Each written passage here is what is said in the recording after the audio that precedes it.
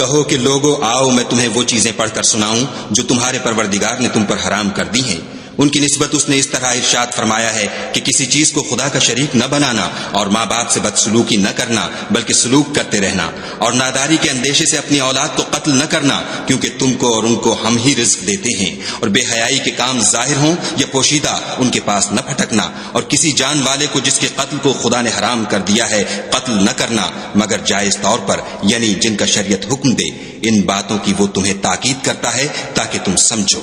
और यतीम के माल के पास भी न जाना मगर ऐसे तरीक से कि बहुत ही पसंदीदा हो, यहाँ तक कि वो जवानी को पहुंच जाए। और माप और तोल इंसाफ के साथ पूरी पूरी किया करो। हम किसी को तकलीफ नहीं देते मगर उसकी ताकत के मुताबिक। और जब किसी की निस्बत कोई बात कहो तो इंसाफ से कहो, गो वो तुम्हारा रिश्तेदार ही हो, और खुदा के अहद को पूरा करो। इन बातों का खुदा तुम्हें हुक्म देता है ताकि तुम नसीहत कबूल करो।